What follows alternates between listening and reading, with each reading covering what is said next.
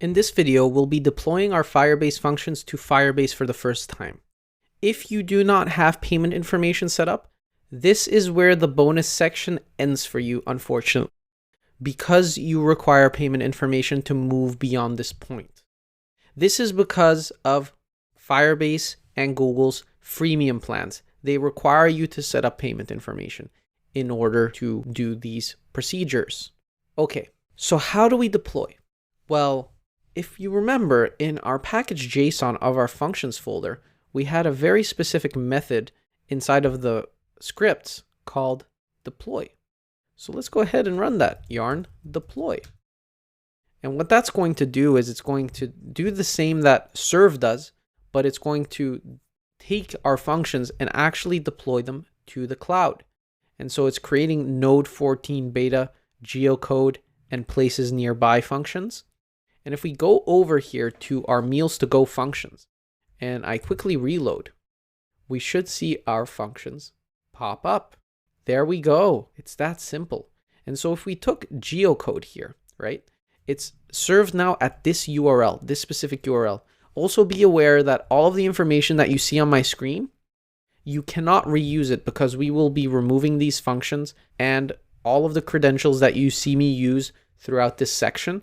So please do not try to use the credentials you see anywhere here or the URLs you see anywhere here, as they will not work for you.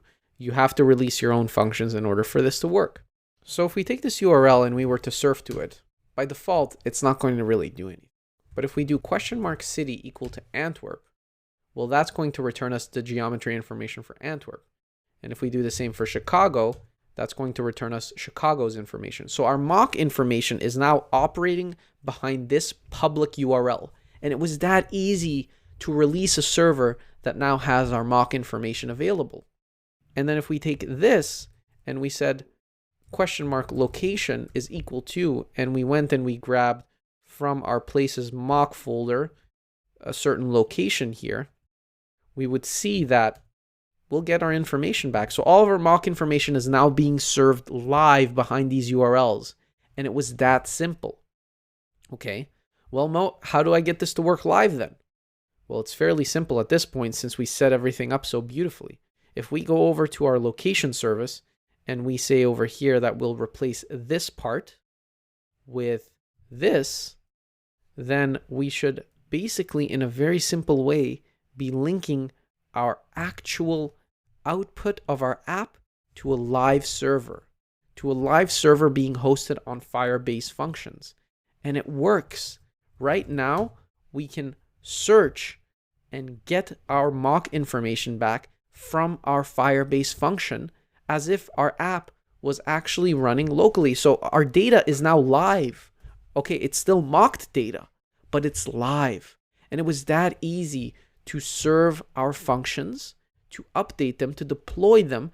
And right now we can see health, we can see logs, we can see how many requests are going on, we can view the usage. We have all of this information about how our functions are being used. We've created two very small interfaces for our app to interface with to get data back. It was that simple. We now get data back in our app from Firebase, not locally anymore. And it's still the same mock data. And now that we've reached this point, well, nothing's stopping us from integrating with Google now, is it?